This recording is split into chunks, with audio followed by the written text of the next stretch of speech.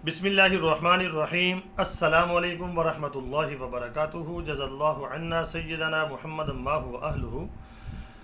मेरे नाज़रीन, उम्मीद है आप खैरियत से होंगे। अल्लाह ताला शानुहु आप पर अपनी रहमत रखे और तमाम उम्मत मुस्लिमा की खैर फरमाए। मेरे नाज़रीन, आज जो मैं आपके सामने वीडियो पेश करने जा रहा हूँ, तकरीबन गुज़श्ता 2 साल से मैं आपको कहता आ रहा हूँ और अहादीस पेश करता आ रहा हूँ कि नबी पाक सल्लल्लाहु अलैहि वसल्लम ने दज्जाल के बारे में जो हमें अहादीस बताई हैं वो मिन व अन पूरी होंगी और वो सच्ची हैं।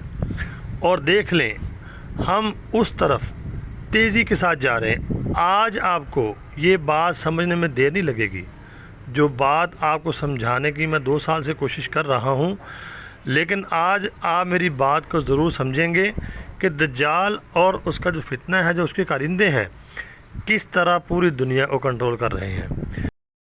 तो कुछ हदीसें आपके सामने पेश करूंगा, मुख्तसर सी पेश करके साथ डिस्कस करेंगे और हालात के तनाजुर में देखेंगे क्या दज्जाल का खरूज होने वाला है और उसका फितना अपनी जड़ें मजबूत कर चुका है।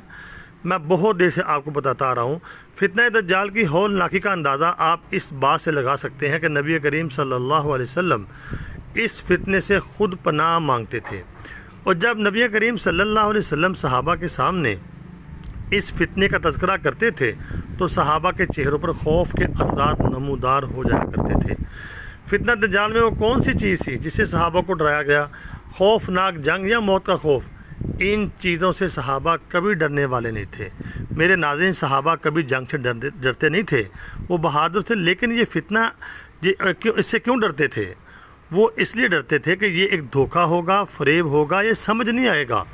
ये जब समझ आएगी उस वक़्त बहुत देर हो चुकी होगी। लेकिन नबी पाक सल्लल्लाहु अलैहि वसल्लम ने हमें ये चीज़ें खोल के बताई हैं और निशानियाँ इसलिए बताई हैं कि आपने चौकन्ने रहना है। हज़रत अनस इब्न मालिक रज़ी अल्लाह ताला अन्हु से रिवायत है, उन्होंने फरमाया, रसूलुल्लाह सल्लल्लाहु अलैहि वसल्लम ने फरमाया, दज्जाल के खरूज से पहले चंद साल धोखा फरेब के होंगे। अब आपने हालात के तनाजुर में देखना है, क्या धोखा फरेब आम नहीं है?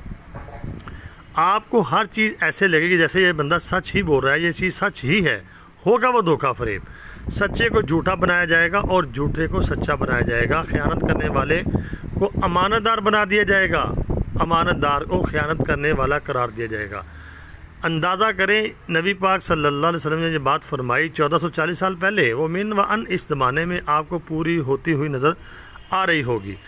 एक दूसरी हदीस में दज्जाल के बारे में आता है, अब जब दज्जाल आएगा, दज्जाल का फितना तो अपने पहले काम करेगा, यानी कि मुल्कों को कंट्रोल करेगा, यानी कि लोगों को कंट्रोल करेगा।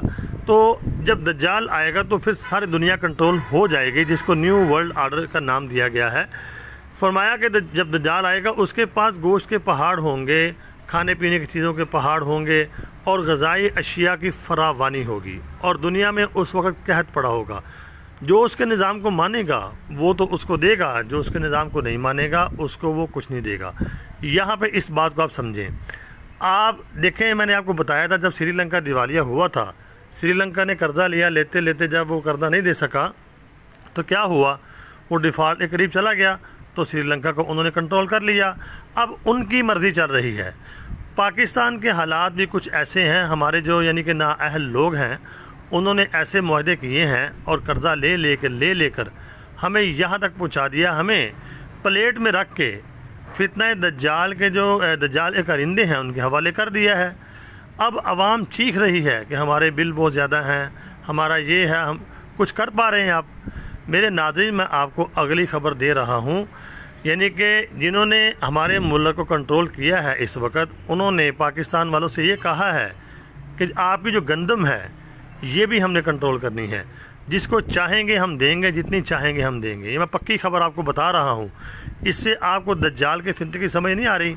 दज्जाल के आने से पहले खुराक, खाने पीने की चीज़ें, पानी, हर चीज़ पे कंट्रोल किया जा रहा है। तो मेरे नाज़रीन, दज्जाल का फितना अपना काम बड़ी तेज़ी से कर रहा है और श्रीलंका के बाद अब पाकिस्तान एक वाहिद मुल्क है।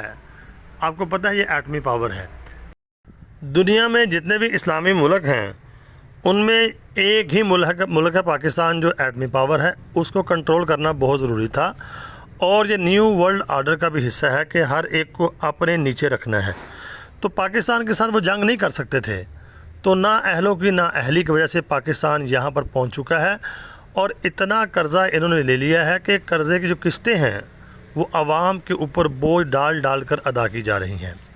جب سری لنکا ڈیفالٹ ہوا تھا، میں نے آپ کو بتایا تھا کہ پاکستان ڈیفالٹ ہو سکتا ہے۔ پاکستان کو ڈیفالٹ ہونے سے وقتی طور پر تو بچا لیا گیا ہے، یہ سمجھ لیں انجیکشن ایک لگایا گیا ہے ہمیں 6 ماہ کے لیے، سال کے لیے، تو اس کے جب انجیکشن کا اثر ختم ہوگا تو دوبارہ طبیعت خراب ہونی شروع ہو جاتی ہے، تو ملک کے حالات دوبارہ خراب ہونے شروع ہو جائیں گے، اور ہو رہے ہیں۔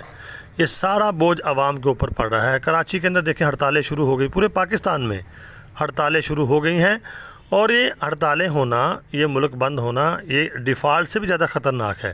اس میں کیا ہوتا ہے؟ خانہ جنگی کا خطرہ ہوتا ہے اور ملک ٹوٹنے کا خطرہ ہوتا ہے۔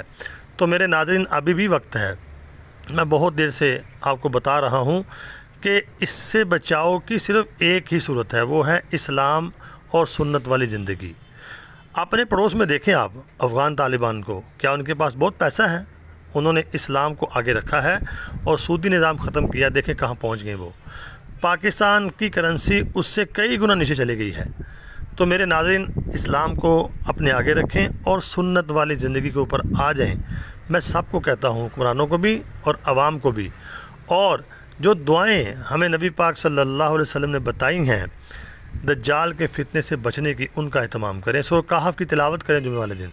اللہ رب العالمین ہی ہے جو ہمیں دجال کے فتنے سے بچا سکتے ہیں، اور اعمال جو ہیں یہی اللہ کے ہاں مقبول ہیں، اسی سے ہماری بچت ہوگی۔ تو امید ہے آپ کو اب میری بات سمجھ آ گئی ہوگی۔ تو آپ سے گزارش ہے، اس ویڈیو کو آگے شیئر کریں اور مسلمان تک پہنچا دیں، اور اللہ سے دعا کریں اور دعاؤں کا اہتمام کریں۔ اللہ تعالیٰ میرا اور آپ کا حامی و ناصر ہو۔ چینل کو سبسکرائب ضرور کرنا، لائک بھی کر دینا۔ السلام علیکم ورحمۃ اللہ وبرکاتہ۔